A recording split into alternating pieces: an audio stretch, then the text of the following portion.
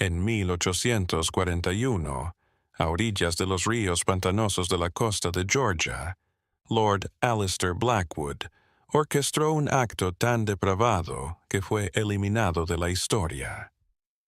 Llamaban a su feudo los Campos Salesianos, una vasta plantación de índigo que parecía surgir del pantano como un sueño febril. Pero el día de su boda, este rey autoproclamado, que pensaba que podía someter a Dios y a la naturaleza a su voluntad, haría un pacto. Un trato con su prometida por un obsequio que no era oro ni joyas, sino almas humanas vivas. Él le cedería 8 de sus esclavos, una familia entera, en plena propiedad. Esto no fue una simple venta. Fue el comienzo de un experimento, una incursión aterradora en la mecánica del miedo, la lealtad, el punto de ruptura del espíritu. El mundo olvidaría lo que ocurrió en los campos salesianos. La casa Blackwood, en su poder, se encargó de borrar todo rastro, quemando registros, silenciando testigos y salando la tierra. Pero la verdad, como está a punto de descubrir, sabe cómo respirar a través de las grietas del tiempo.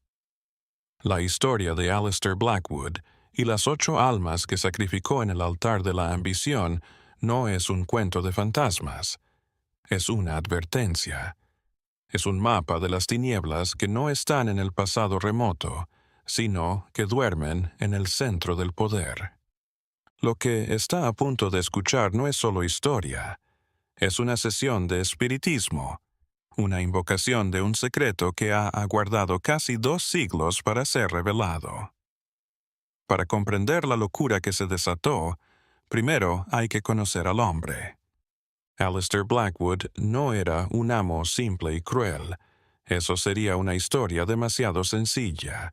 Era un genio y un monstruo de precisión, un hijo de la Ilustración que pervirtió sus ideales en un evangelio de control. Superaba el 1,80 m, con ojos de cielo invernal, y se movía con la economía de un depredador. Su biblioteca albergaba tanto a Shakespeare como a Platón, pero también tratados de anatomía, manuales de cría y oscuros tratados europeos sobre sumisión psicológica. Él consideraba su plantación no como una granja, sino como una máquina bien afinada, y cada persona en ella, negra o blanca, un engranaje para ser medido, ajustado y, si era necesario, descartado. Sus libros de contabilidad eran notorios. No solo anotaba las cosechas de algodón, sino también la frecuencia cardíaca de sus esclavos después de un castigo, el tiempo que tardaba una nueva madre en regresar a los campos, los cambios sutiles en la moral tras un azote público. Se sentía un científico de la humanidad, un explorador de las arenas del desierto de la voluntad. Sus compañeros patriarcas de la alta sociedad georgiana lo consideraban un genio excéntrico, cuyos métodos eran poco ortodoxos pero innegablemente lucrativos. Admiraban su éxito, su eficiencia de relojería, pero se mantenían alejados. Incluso ellos podían percibir que Alistair Blackwood no solo estaba jugando dentro del cruel sistema de su época, lo estaba refinando, despojándolo de su impredecible humanidad desordenada y convirtiéndolo en una ciencia de dominación pura y fría. Y fue esta obsesión lo que lo dejó vulnerable a la mujer que se convertiría en su esposa. Se llamaba Alara Vance y entró en su vida como una orquídea hermosa y mortal. Heredera de una influyente familia de Charleston, cuya fortuna se había forjado en los horrores del tráfico de esclavos, ella era su par intelectual y espiritual en todos los aspectos imaginables. Mientras que Alistair se centraba en controlar el mundo exterior, Alara dominaba el interior. Había sido educada en Europa, hablaba 4 idiomas, era bellísima, casi hipnótica.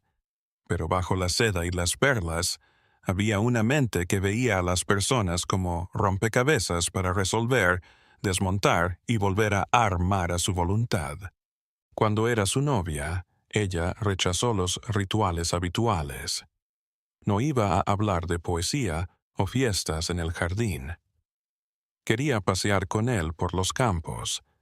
Su mirada no se fijaba en las cosechas, sino en las caras de los esclavos. Le hacía preguntas que ninguna sureña se atrevería a hacer. Alistair susurraba, su voz una caricia.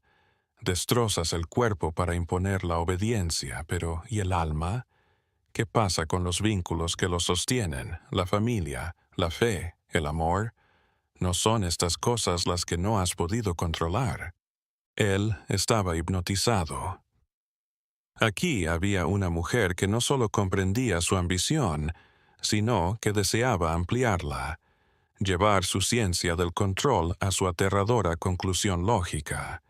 Ella se refería a Mosai, a un nuevo tipo de poder, uno que no necesitaba el látigo o el grillete, sino que reconfiguraba al individuo mismo, convirtiéndolo en un participante voluntario en su propia subyugación. Ella no solo sería su esposa, sino su compañera, la jefa de laboratorio que él había creado. Un rumor ancestral susurra que Alara Vance una vez mantuvo un diario, no de entradas cotidianas, sino de disecciones de la emoción humana, anotando bocetos de las expresiones de los esclavos que ella misma había interrogado. El diario, si es que existió, nunca fue hallado. La llamada llegó en una tormenta. Los truenos hacían temblar las ventanas del estudio de Blackwood. El aire olía a lluvia y ozono. Alara se sentó frente a él, una imagen de tranquila intensidad, y le reveló su plan. Era su regalo de bodas, dijo, no una escritura ni un cofre de joyas. Ella quería algo mejor. Deseaba la plena y libre posesión de 8 esclavos determinados. No cualquier 8, sino la casa de Gedeón. Los Gideon eran una familia de 3 generaciones, famosa en toda la plantación por su resistencia, habilidad y lealtad. Estaba Ezequías el patriarca, un herrero maestro cuyas manos podían forjar el hierro y consolar a un niño asustado. Sara, la esposa, tejedora y curandera herbal. Sus 3 hijos, Elías, el inteligente y rebelde, Jonás, el fuerte y callado trabajador, y Caleb, el menor, un músico cuyo espíritu parecía inquebrantable. Y con ellos la esposa de Elías, Hannah, y sus 2 hijitos, 8 personas, una familia completa y autosuficiente. Son tus mejores, susurró Alara. Sus raíces son las más profundas. Si logramos romper los vínculos que los unen, si logramos enfrentar al padre contra el hijo, al esposo contra la esposa, habremos creado un modelo, un método para el control psicológico total, susceptible de ser reproducido en todo el sur. Ya había elegido el lugar.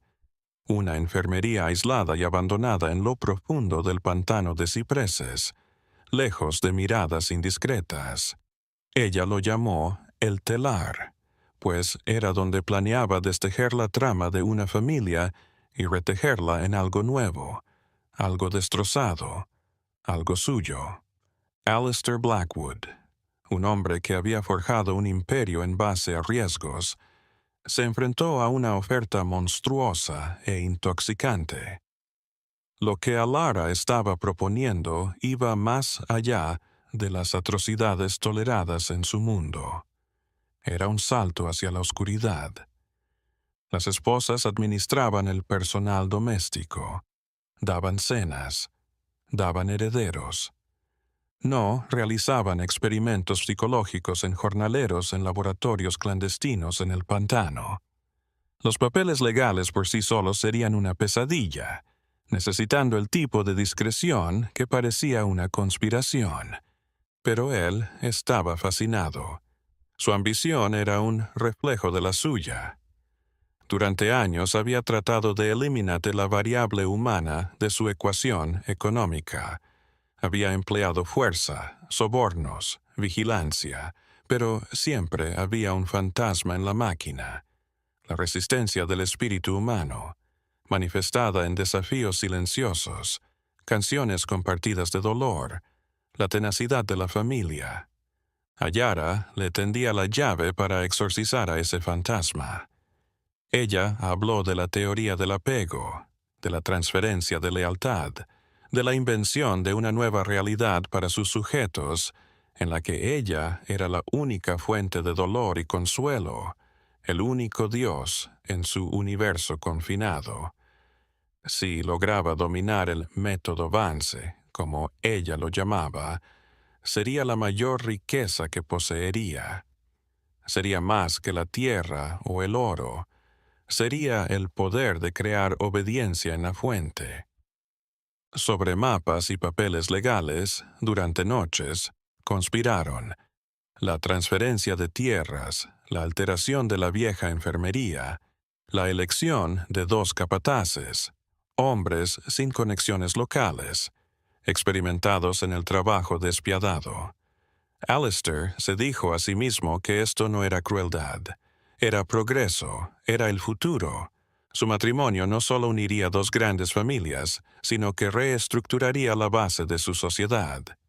El día de la boda, el 31 de octubre de 1841, fue un espectáculo de grandeza teatral.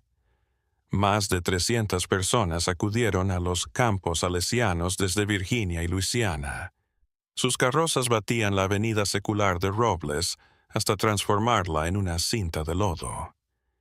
El aire estaba cargado del aroma de las magnolias y el cerdo asado, un banquete para disimular la podredumbre en el corazón de la plantación. Alistair estaba vestido con su mejor traje y Alara con un vestido de encaje francés importado. Parecía un sueño. Se deslizó entre la multitud, una imagen de gracia sureña. Su sonrisa nunca llegó a sus ojos fríos y calculadores. La boda tuvo lugar al anochecer bajo un dosel de musgo español, la escena iluminada por 100 antorchas vacilantes que proyectaban sombras monstruosas danzantes. Pero la mejor actuación del día estaba por venir. La tradicional entrega del regalo del novio. Alistair Blackwood, orador, se puso en pie ante la florinata del sur. «Amigos míos», su voz resonó, calmando el murmullo de la multitud. «Un hombre de mi posición suele regalarle a su prometida diamantes, castillos, las baratijas de nuestra clase. Pero mi Ayara no es una mujer ordinaria. Ella ha pedido un regalo que no es vanidad, sino visión, no para ella, sino para el futuro de nuestra manera de vivir». Un murmullo intrigado recorrió la multitud. Luego lo proclamó. Cedía a su esposa la propiedad plena y absoluta de los 8 Gideon y de sus sistemas para explotarlos. Lo vendió como un acto de genio progresista, un salto hacia el futuro de la agricultura. Habló de la inteligencia para los negocios de su esposa, de las ganas de hacer crecer su patrimonio juntos. Lo dijo como si fuera una inversión, una empresa. Y mientras hablaba, desde la esquina del gran césped, los 8 Gideon estaban siendo arrastrados encadenados, no a nuevas celdas, sino a la oscuridad expectante del pantano. La reacción de los invitados fue un shock combinado de admiración. La mayoría estaban demasiado borrachos de champán y engreimiento para notar todas las ramificaciones siniestras. Oyeron eficiencia y gestión, y asintieron. En un mundo que trataba a los humanos como a los animales de trabajo y a las herramientas, el hecho de que una mujer se dedicara a la ciencia resultaba revolucionario. Algunos de los plantadores más viejos y tradicionales se removieron incómodos. Esto rompía con el protocolo, con el orden establecido de las cosas. Pero todos los hombres más jóvenes y sedientos de ambición se abalanzaron sobre Alistair, dándole palmadas en la espalda, deseando saber más sobre este método Vance. Intuyeron una oportunidad, una nueva arma en el tenebroso juego de su profesión. Pero no todos se dejaron engañar. En la oscuridad de la galería estaba el Dr. Ambrose Cole, el médico del condado, un hombre que había cosido huesos rotos de esclavos y había traído al mundo a sus hijos. Reconoció el lenguaje clínico y desapasionado de Alistair. Oyó el eco de la sala de disección del anatomista, el vocabulario gélido del viviseccionista. Observó a Alara recibir los elogios de las otras mujeres, y en su sonrisa complaciente vio un agujero aterrador. Comprendió con una certeza que le heló la sangre que esto no era gestión laboral. Esto era algo mucho, mucho más oscuro. Miró hacia el pantano. Las antorchas de los capataces eran solo puntos devorados por la noche. Fue como si acabara de ver un sacrificio humano en público y todos estuvieran aplaudiendo. Una cita del mundo real. El sueño de la razón engendra monstruos. Francisco de Goya, 1799. Goya lo grabó en una de sus estampas más negras, un aviso aterrador de que cuando la razón y el entendimiento se separan de la ética y la empatía, pueden crear monstruos inimaginables. Para la casa de Gedeón, el mundo terminó esa noche. El salto del mundo familiar, por cruel que fuera, de la plantación a los límites sofocantes de El Telar, fue una caída en una pesadilla despierta. La vieja enfermería ya no era un lugar de curación. Las ventanas bloqueadas, las puertas reforzadas con hierro. El interior era un laberinto de celdas sin ventanas, todas unidas por una cámara central que Alara llamaba la sala de observación. Este era su teatro, su laboratorio. Contaba con una sola mesa grande, sillas e instrumentos que no pertenecían a una plantación, balanzas, calibradores y extrañas herramientas de metal pulido cuyo uso era desconcertante. El aire estaba estancado, denso con el aroma de tierra y desinfectante. El silencio era total, interrumpido únicamente por el goteo del agua y el grito lejano de un ave nocturna del pantano. Sus cadenas fueron quitadas, pero la libertad era una broma. Ahora estaban más prisioneros que nunca, en un lugar que se regía por leyes desconocidas. Los métodos de Alara eran inmediatos, sutiles. La primera regla, aislamiento. Cada uno de los familiares fue encerrado en una celda diferente. Tenían prohibido hablar, cantar o siquiera tararear. Cualquier comunicación era castigada, pero no al transgresor, sino a alguien querido escogido al azar. La palabra de un hijo le costaba al padre un día sin comer, el grito de una esposa, una noche de pie en agua helada. Fue el primer paso para hacer de su amor un arma en contra de ellos, para volver su mayor fortaleza en su mayor debilidad. El ataque psicológico fue incesante, metódico. Ayara supo que la base de una familia es la realidad compartida, la confianza mutua, y se propuso destruir eso. Los visitaba en sus celdas, su voz un susurro calmante e hipnótico. A Ezequías el patriarca le reveló: «Tu hijo Elías te acusa. Me dijo que piensa que tu orgullo es lo que trajo a tu familia aquí. Piensa que deberías haber sido más sumiso». Luego iba a Elías y le decía: «Tu padre está destrozado. Me dijo que ha perdido toda esperanza. Quiere que tú hagas lo mismo para que todo sea más fácil para todos. Mentiras, todas mentiras. Semillas envenenadas de la duda, cultivadas en el terreno fértil del miedo y la soledad. Ella racionaba la comida. Unos días, una persona recibía una comida completa y su hijo, que estaba en la celda de al lado, solo recibía agua. Lo oían, el sonido del plato, el silencio del hambriento. Ella les estaba predicando un nuevo evangelio.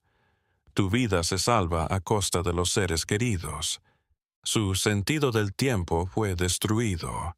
Sin ventanas, sin sol, sin luna, los días y las noches se mezclaban en una monotonía interrumpida solo por las visitas de Alara. La falta de sueño se volvió una constante. Se escuchaban ruidos fuertes y aleatorios que impedían caer en un sueño reparador. Sus mentes, agotadas, se volvieron más susceptibles a sus insinuaciones, sus sueños invadidos por imágenes paranoicas y versiones distorsionadas de las caras de sus seres queridos. ¿Puede imaginar eso? El tener su mente tan destrozada, el desconfiar de las mismas personas cuyo amor es su única constante en una vida de tormentas. Era una crueldad casi artística. El invierno se apoderó de la costa de Georgia, envolviendo el pantano en una niebla constante y helada, y el telar se convirtió en un sistema cerrado de desesperación. Alara tomaba notas cuidadosas de su experimento, su escritura un guión impecable. Registró su pérdida de peso, sus formas de hablar, la extensión de sus silencios, el contenido de sus delirios por falta de sueño. Observó con desapego clínico cómo Samuel, de 9 años, comenzó a hablar solo y cómo Hannah desarrolló un tic nervioso. Ella no lo veía como heridas humanas, sino como puntos de datos, marcadores de progreso. Su meta era un estado que ella denominó la disolución, el punto en que la identidad de Gideon como individuo se borrara por completo, sustituida por una nueva identidad como sujeto, un ser cuya única función era reaccionar a sus estímulos. Pero ella olvidó algo. Olvidó a Elías. Elías, el del medio, el que ella había reconocido como el más complicado, el más listo. Él fue en quien concentró sus mayores esfuerzos, pues pensó que si lograba quebrantarlo a él, todo lo demás se derrumbaría. Horas discutiendo filosofías enredadas, intentando destruir su fe, su yo. Lo que ella interpretó como rendición fue, en realidad, estudio. En su soledad, en el fuego de su aflicción, Elías no se estaba destruyendo, se estaba forjando. La estaba estudiando. Se aprendió de memoria el ruido de sus pisadas, la forma de hablar, las costumbres de los 2 guardias. Empezó a reconocer los patrones en su crueldad, la razón en su locura, y en lo más recóndito de su ser, un plan comenzó a gestarse. Un plan no de huida, sino de juicio. Mientras tanto, en la plantación principal, la ausencia de la familia Gideon había dejado un vacío, una herida silenciosa y abierta. Habían sido respetados, incluso amados. La fuerza de Ezequías, las manos sanadoras de Sara, la música de Caleb, eran hebras en el tejido de sus vidas compartidas. Su desaparición repentina y el silencio de piedra y amenazante de los capataces crearon un temor profundo y corrosivo. Nadie se atrevía a preguntar en voz alta, pero en los aposentos de esclavos, una vez que había sonado la última campana, comenzaron los murmullos. Los murmullos fueron escuchados por una mujer llamada Serafina. Era vieja, su espalda doblada por años de trabajo, pero sus ojos aún ardían con un fuego que el tiempo no había apagado. Como jefa de cocina en la casa grande, rondaba el mundo de los amos como un espectro, viendo y oyendo todo. Observó las extrañas entregas a la antigua enfermería, suministros médicos inusuales, cadenas demasiado pequeñas para adultos, lejía en cantidades excesivas. Observó a los dos nuevos capataces, hombres taciturnos que no hablaban con nadie y que olían a ciénaga. Serafina celebró lo que llamó reuniones silenciosas en medio de la noche en el bosque. Se reunían en apariencia a rezar. Sus voces formaban un zumbido rítmico y bajo que podía confundirse con el canto de las cigarras. Aquí armaban los fragmentos de información. Un jornalero que vio luces en la enfermería, un mozo de cuadra que oyó a Alistair hablar sobre el método Vance, una lavandera que encontró un pequeño trozo de ropa de niño manchado de sangre cerca del camino al pantano. No conocían los horrores de El Telar, pero sabían que era una blasfemia contra Dios y contra el hombre. Y Serafina, con su memoria eidética, empezó a hacer algo que nunca antes había hecho. Les obligó a memorizarlo todo, cada chisme, cada nombre, cada fecha. Estaban escribiendo una historia oral, un archivo viviente del crimen, para que, incluso si todos morían, la historia sobreviviera. De vuelta en El Telar, Elías descubrió una forma de contraatacar. Era un idioma desesperado y genial. En los pocos minutos en que los guardias lo sacaban para limpiar, se percató de las tuberías que recorrían las paredes uniendo cada celda. Aquella noche esperó a que el silencio del edificio fuera completo y dio un simple golpe rítmico con una piedra suelta del muro. Golpeó al compás de una canción que su padre tarareaba en la forja. Esperó, su corazón latiendo con fuerza en su pecho, y luego, débilmente, desde la prisión en la que sabía que estaba su padre, llegó una respuesta, un eco lento y vacilante del mismo ritmo.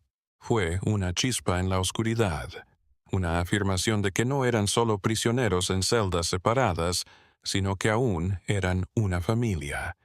En las semanas que siguieron, crearon un idioma, un código de golpes y rasguños, una forma de comunicarse, de consolarse, de conspirar.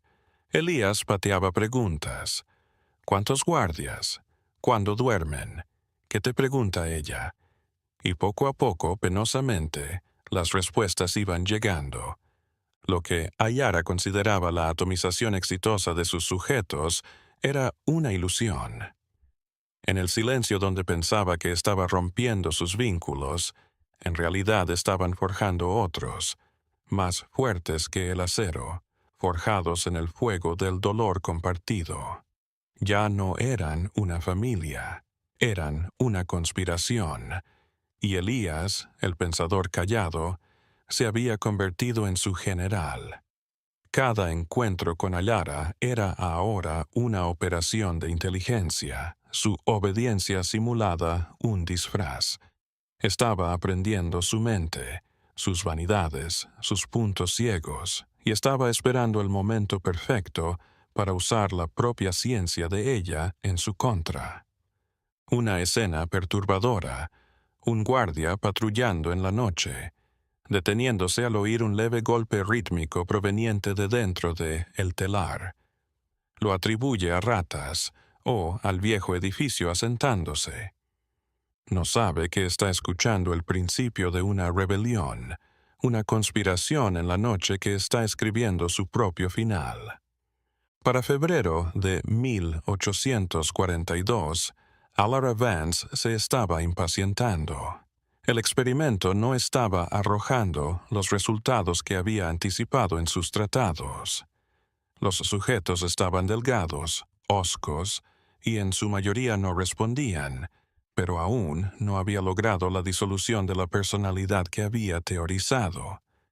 Su correspondencia con otros cultivadores, que aguardaban sus resultados, se tornaba más ardua.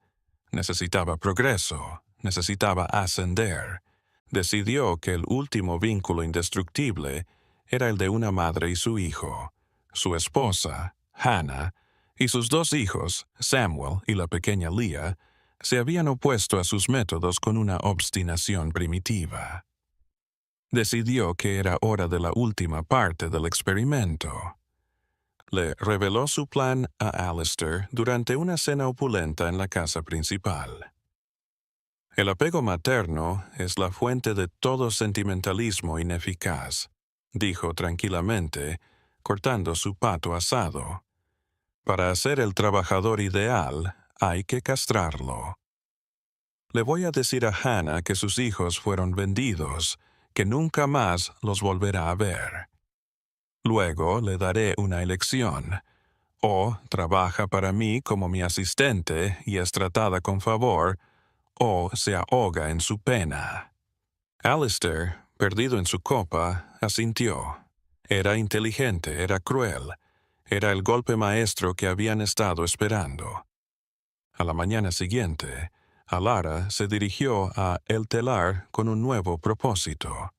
Estaba a punto de ver la obra de su vida llegar a su fin. Estaba a punto de romper lo imposible. No sabía que a través de la red zumbante de tuberías, Elías ya conocía su plan, y la familia Gideon ya no estaba esperando a que se rompiera. La estaban esperando a ella. La batalla no fue la revuelta sangrienta y caótica que uno podría esperar. Fue algo mucho más aterrador. Fue preciso, silencioso, con la fría lógica que ella misma les había enseñado. Cuando los 2 guardias entraron en la celda de Hannah para llevarla a la entrevista final, no encontraron una mujer llorando y destrozada. Les dieron la bienvenida a Elías y su padre, Ezequías. En las últimas semanas, a través de los mensajes cifrados, Elías les había comunicado que simularan debilidad, que ahorraran sus fuerzas, que observaran cada movimiento de los guardias. El herrero Ezequías había aprendido a manipular una tabla suelta en el piso para tallar lentamente los pasadores de las bisagras de su puerta. Fue una hazaña de fuerza y resistencia, llevada a cabo en silencio durante decenas de noches. Los guardias, habituados a lidiar con prisioneros débiles y solitarios, no estaban preparados para un ataque sincronizado de 2 hombres fuertes y decididos. Terminó en segundos. No hubo gritos, solo la silenciosa neutralización de sus captores. Los Gideon se desplazaron por El Telar, no como fugitivos, sino como ángeles vengadores. Soltó a los demás, sus movimientos ensayados y seguros. La reunión fue tranquila, sin lágrimas.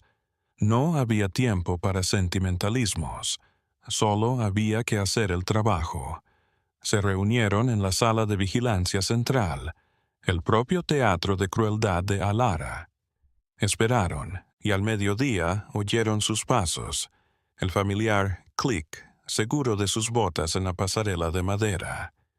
La arquitecta de su desgracia regresaba a casa. Alara Vance no gritó cuando entró en la sala de observación. Su mente era demasiado aguda, su control demasiado completo para semejante muestra. Simplemente se detuvo. Sus ojos registraron la escena imposible. Los 2 guardias muertos apilados en una esquina, los 8 Gideon de pie juntos, no como prisioneros, sino como un jurado. Estaban delgados, pálidos por los meses sin sol, pero sus ojos ardían con un fuego frío y recto. Ezequías se erigió en medio, patriarca todopoderoso, pero Elías avanzó, sus ojos chocando con los de ella. Sarah Vance, dijo. El título fue una hoja de hielo. Su experimento ha terminado. Ahora empieza el nuestro. Lo que vino después no fue un ataque físico, fue una deconstrucción psicológica.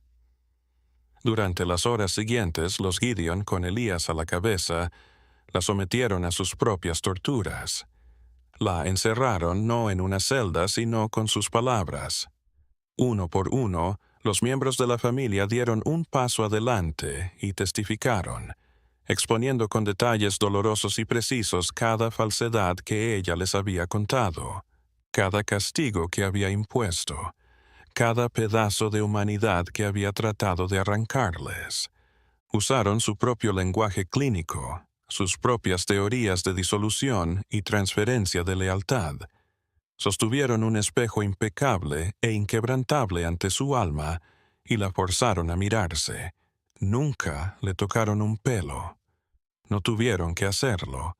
Estaban destrozando su mente con las mismas herramientas que ella les había proporcionado. La mujer que se creía una diosa y que veía a los demás como un rompecabezas por resolver, era ahora la presa. Y estaba aprendiendo que el espíritu humano, cuando se le lleva al extremo, no siempre se rompe. A veces se convierte en un arma de aterradora y perfecta lucidez. Cuando llegó la noche, el pantano teñido de púrpura y naranja sangre, Alistair Blackwood se preocupó. Alara no había vuelto para la cena.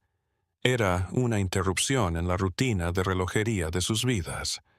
Cogió un farol y una pistola y fue a El Telar con un nudo de ansiedad en el estómago. El silencio que lo recibió fue absoluto. Los sonidos habituales del pantano parecían contener la respiración. Alcanzó la enfermería y encontró la puerta entreabierta. La empujó, la luz de su farol se adentró en la oscuridad, y el mundo, como lo conocía, se detuvo con un chirrido eterno. La escena interior era un infierno de horror sistemático. Ambos guardias estaban muertos, sí, pero su esposa estaba sentada en la silla en medio de la habitación en la que había estado observando. Estaba intacta, pero no estaba presente.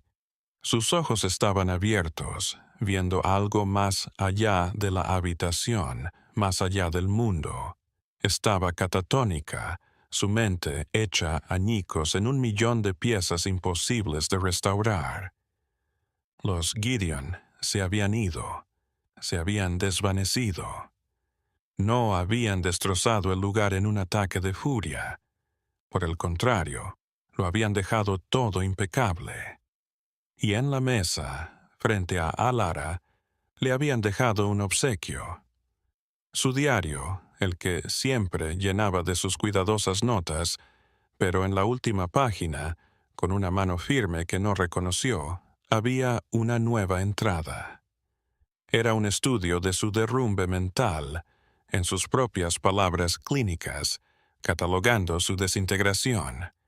La última oración decía: el individuo ha sido sometido por completo. Experimento completado. El primer instinto de Alistair Blackwood no fue el dolor o el miedo, sino el control de daños. Su mente, la calculadora fría que era, inmediatamente comenzó a calcular la amenaza. Esto no podía saberse. El escándalo no solo lo destruiría a él, sino que revelaría el lado oscuro de toda su sociedad, los deseos ocultos y las crueldades compartidas por la aristocracia de los plantadores. En una hora, sus hombres de mayor confianza estaban en el telar. Ayara fue llevada en secreto a una habitación aislada en el piso superior de la casa principal, donde pasaría el resto de sus días como un hermoso fantasma viviente, cuidado por un médico juramentado al secreto. Los cuerpos de los guardias fueron enterrados en el pantano. Y entonces Alistair le prendió fuego a El Telar.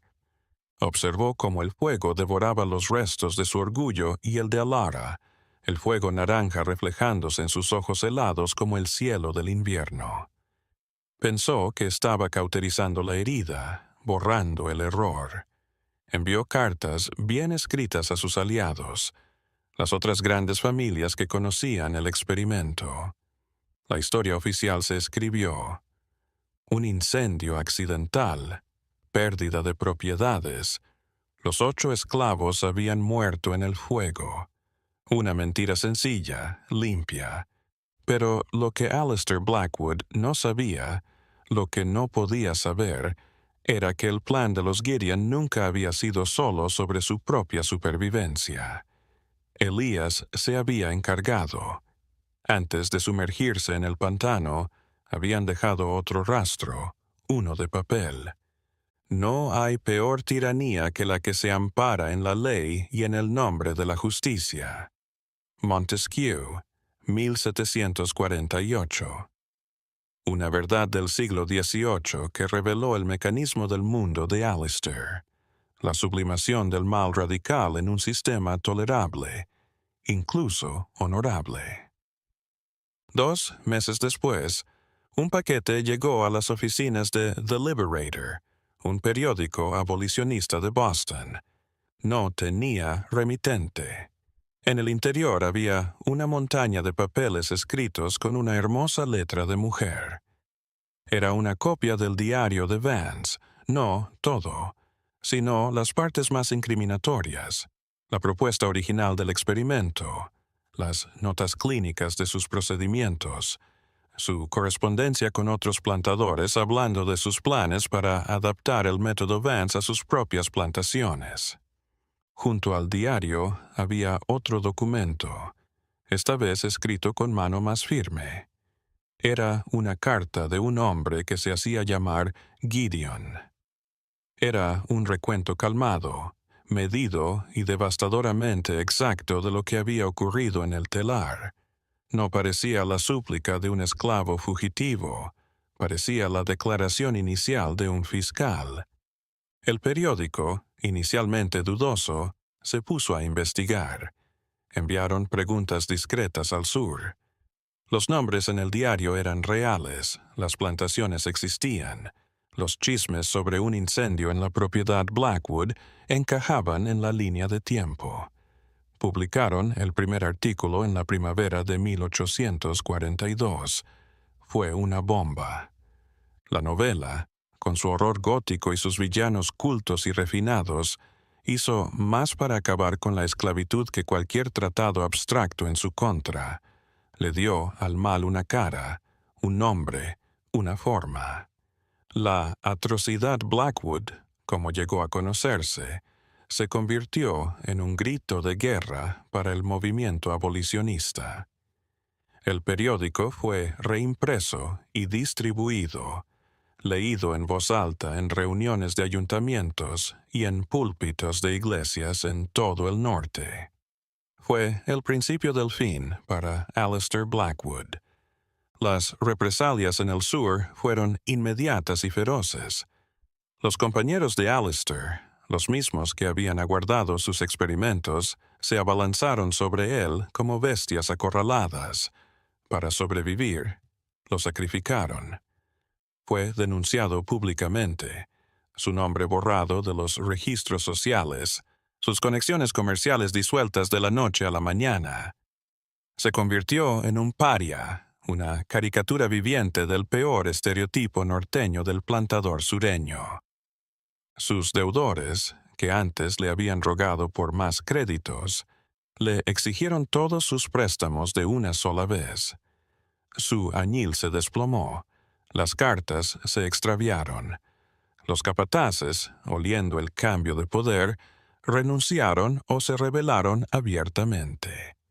La maquinaria de los campos salesianos comenzó a detenerse.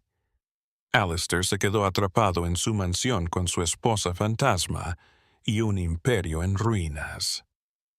Mientras tanto, los demás plantadores iniciaron una búsqueda frenética y paranoica de la fuga. No podían pensar que un grupo de esclavos fugitivos hubiera planeado un ataque tan complejo. Sospechaban de un traidor blanco, un enemigo, un espía abolicionista entre ellos. El miedo que se instaló fue más allá del miedo a una revuelta de esclavos. Era el miedo a que sus secretos ya no estuvieran seguros, a que su sistema de control tuviera una falla en sus cimientos, y a que algo inteligente, organizado e invisible, estuviera ahora trabajando en su contra desde las sombras. Tenían razón en tener miedo. Los Gideon no solo estaban libres, estaban activos. ¿Dónde había ido a parar la casa de Gideon? No habían huido al norte. Eso habría sido demasiado fácil, demasiado predecible. Siguiéndolo, se habían adentrado en el gran pantano tenebroso, un desierto salvaje que durante mucho tiempo había servido de refugio a comunidades de fugitivos. Pero no solo se escondían, estaban construyendo.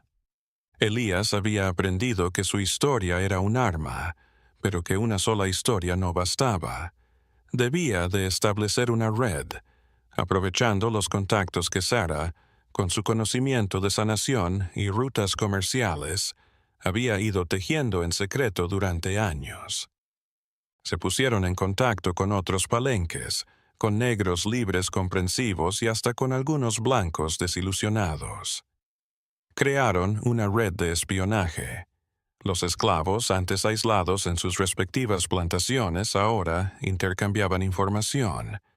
Puntos débiles de los capataces, horarios de las patrullas de cazadores de esclavos, dificultades financieras de los amos. La Red Gideon, como nadie la llamaba, se convirtió en una fuerza invisible que minaba la economía de las plantaciones desde dentro.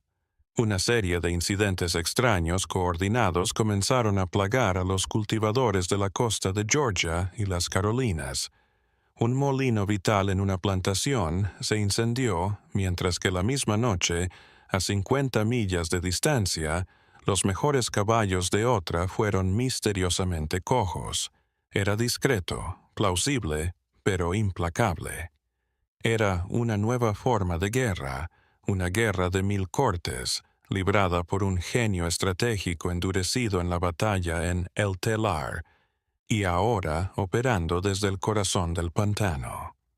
Alistair Blackwood se había pasado el último año encerrado en su propia casa, observando cómo se derrumbaba su mundo.